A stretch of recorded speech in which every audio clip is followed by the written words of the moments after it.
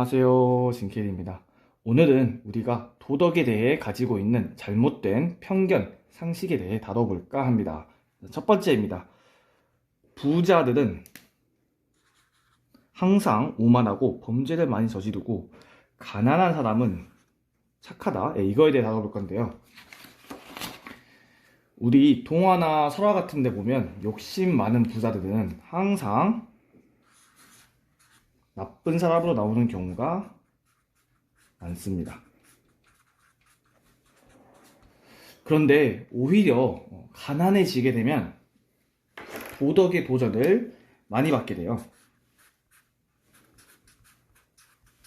예를 들어 병상에 누운 부모님을 모시고 있는데 돈이 없어요. 그런데 비리의 유혹이 들어온다. 참기 힘들죠. 그리고 실제로 부자들은 어렸을 때부터 돈이 더 많기 때문에 교양 있는 지식도 배우고 가정교육도 좋은 환경에서 받을 확률이 잘 조성되어 있는 경우가 많습니다. 맹자가 말하길 항산이 있는 자가 항심이 있다. 이렇게 말하거든요. 자, 사람이 이 항상 같은 경우는 사람이 살아갈 어떤 재산이나 생업을 말해요.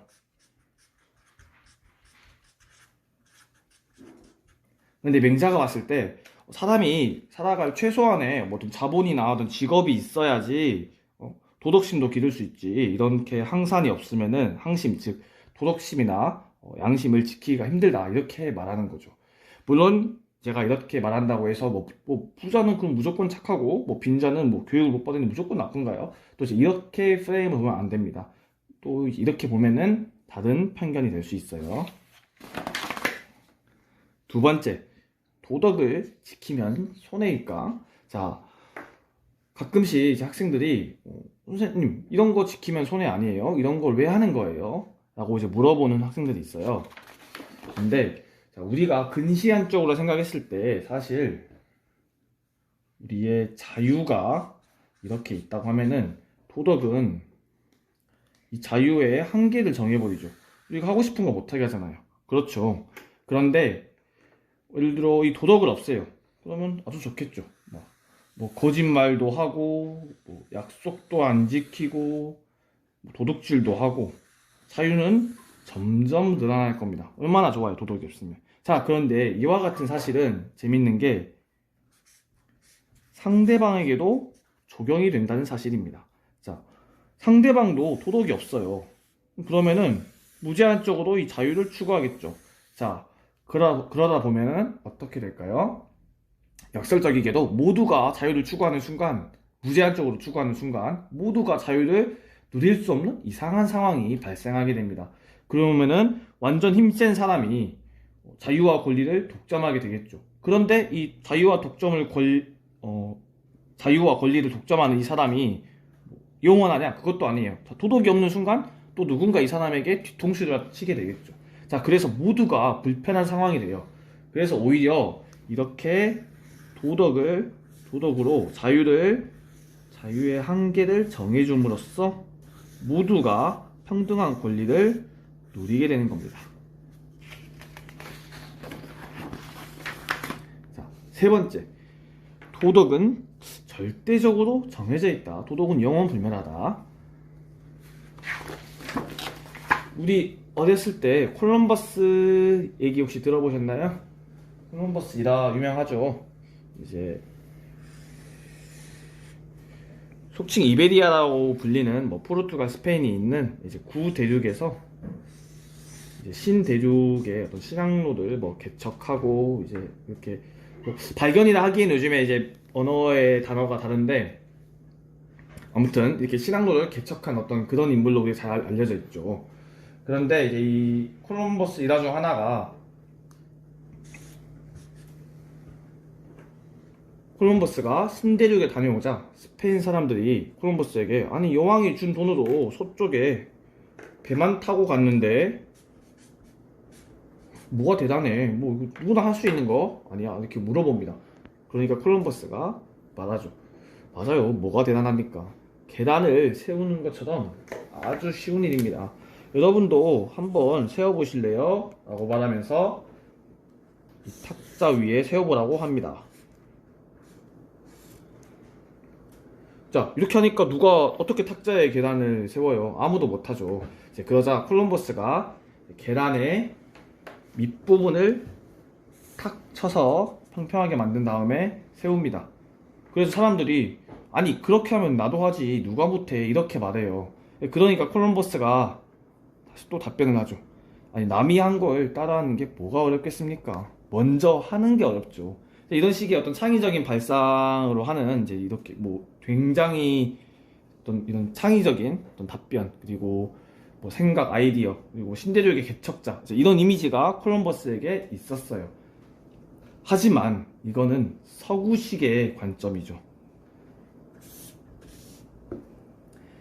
콜럼버스는 아메리카 원주민들에겐 대량 학살을 하고 간 인물이었어요. 실제로 무자비하게 학살했고 원주민들과 여러 약속들도 했지만 제대로 뭐 지킨 게 많이 없었다 그래요. 그래서 그리고 또 다른 팩트 체크를 하면은 이 달걀 일화 있잖아요. 이거는 콜럼버스의 일화가 아닙니다, 사실. 그래서 최근에 이런 콜럼버스의 이미지에 관해서 여러 비판의 여지가 있죠. 시대에 따라서 도덕적 관념은 항상 바뀔 수 있습니다. 조선시대에는 성리학적 이념에 따라서 뭐 남녀의 역할 차이, 노비제도 이런 게 있었죠. 그땐 이 문화를 잘 지키는 게 도덕군자라고 칭송을 받죠. 그런데 지금 시대에도 마찬가지인가요? 지금 시대에 남자는 이거, 여자는 이거 이렇게 말하면 욕을 엄청 먹겠죠. 그래서 글로벌 시대, 다양화된 시대인 만큼 도덕 또한 여러 가지에서 다각적으로 평가해야 한다는 게 중론입니다. 자, 예를 들어 누군가는 동기와 과정을 중시하는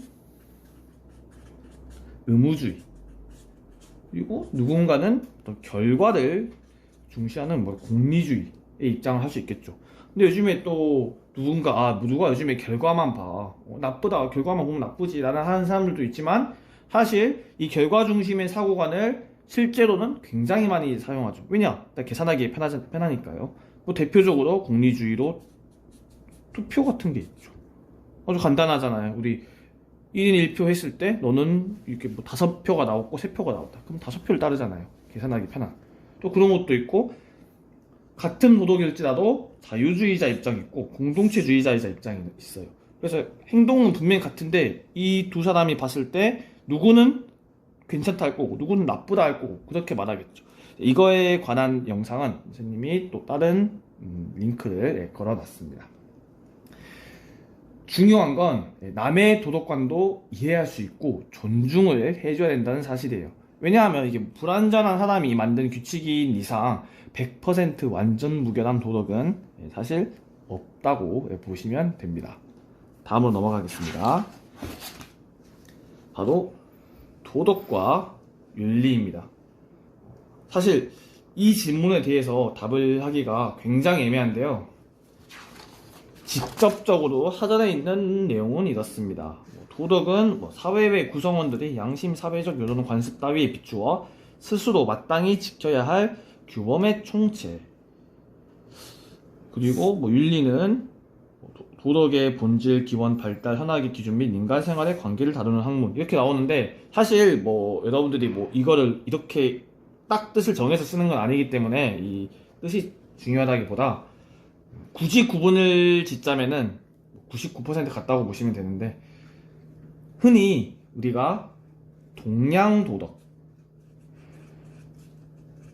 서양 도덕 이런 말은 잘 안 써요. 서양 윤리, 동양 윤리라고 하죠. 그리고 동물 도덕, 환경 도덕이라 하기보다 동물 윤리, 환경 윤리라고 합니다.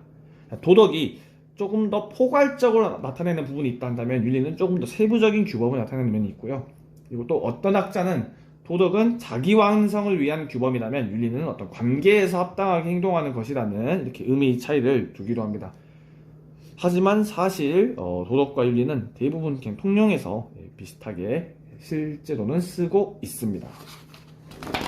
다섯 번째, 잘못 쓰이는 도덕 철학자들의 명언입니다. 제가 보니까 많은 이제 철학자들의 명언들이 있잖아요. 그리고 많은 뭐 유명인들의 명언들이 있는데 가끔 보면 이제 잘못 쓰이는 경우가 있더라고요. 그래서 그것에 대해서 알려줄까 합니다. 첫 번째, 소크라테스의 악법도 법이다. 결과부터 말하겠습니다. 소크라테스는 이런 말을 한 적이 없습니다. 이 말은 소크라테스가 그리스 아테네에서 사형 선고를 받고 뭐 죽기 전에 뭐 동료가 와서 몰래 탈출시켜 주겠다고 하니까 이제 이 말을 했다고 하는데, 소크라테스는 적극적으로 이제 자기 표현을 했던 사람입니다. 그래서 이 말을 했다는 거는 어느 소크라테스의 구절을 봐도 없어요. 다만 정의를 부르짖었던 사람이기에 탈옥이란 부정의한 수단을 쓰기 했던 건 이제 사실이고요. 아마 이 말이 일본을 거쳐서 우리나라에 이렇게 서양 철학이 소개가 되면서 아마 이렇게 와전이 된 걸로 지금 파악이 됩니다. 다음입니다. 플라톤의 정치를 외면한 가장 큰 대가는 저질스러운 인간들에게 지배당하는 것이다. 이 문구를 여러 매체에서 정치 참여, 뭐 투표해라 이런 의미로 많이 쓰이는데 사실 이거 잘못된 겁니다. 플라톤은 일반 시민들에게 어떤 권력이 있는 민주주의 시스템을 굉장히 혐오했습니다. 왜? why? 자신의 스승인 현자 소크라테스가 시민들의 우매한 판단, 투표에서 사형으로 죽었거든요. 만약 여러분들의 가족이 잘못된 배심원 제도로 무기징역을 선고받는다면 과연 배심원 제도를 옹호할까요? 그리고 우리가 뭐 잘못된 투표로 잘못된 대표자를 뽑은 경우가 있을 수가 있습니다. 그래서 플라톤은 소수의 철인, 즉 엘리트들에 의해서 돌아가는 정치 체제를 추구했어요. 그래서 저 문구의 정확한 문맥은 이거입니다. 자, 플라톤이 이렇게 말해요. 훌륭한 사람이 스스로 통치하려는 마음을 갖지 않는 경우에 그에 대한 최대의 벌은 자기보다 못한 사람한테 통치를 당하는 것일세. 쉽게 말하면은 통치할 만한 능력이 있는 엘리트들은 정치를 외면하지 마라. 니들은 능력이 있으니까 정치에 참여해라. 국가를 이끌어라. 이거입니다. 그리고 마지막으로 이제 토크빌에 모든 민주주의 국가에서 국민은 그 수준에 맞는 정부를 갖는다. 프랑스의 정치 철학자예요, 토크빌은. 근데 이 문구 또한 뭐 국민들의 정치에 어떤 관심을 독려하는 문장이거든요. 그런데 이 말 또한 토크빌이 직접 이 말을 한 적이 없고요. 조제프 드 메스트르라는 사람이 이제 편지에서 이러한 문구를 썼다고 합니다. 그런데 재밌는 건 이분은 이 민주주의를 옹호한 게 아니라 군주정을 옹호한 사람입니다. 그래서 이거를 뭐 민주주의의 정치 참여의 뉘앙스로 이해하시면 안 되고요. 원래 이 문구는 군주정을 옹호하기 위해서 나온 또 편지에서 나온 발췌한 부분입니다. 이렇게 해석하시면 되겠습니다. 이 외에도 많은 사람들이 잘못 알고 있는 명언, 통념들이 진짜 많이 있어요. 제가 보니까 동심을 좀 많이 깬 것 같은데 팩트는 팩트니까요. 이처럼 우리가 당연하게 알고 있는 사실에 대한 비판적 성찰, 여기서부터 새로운 발전이 시작됩니다. 오늘의 영상은 여기서 마치겠습니다. 안녕.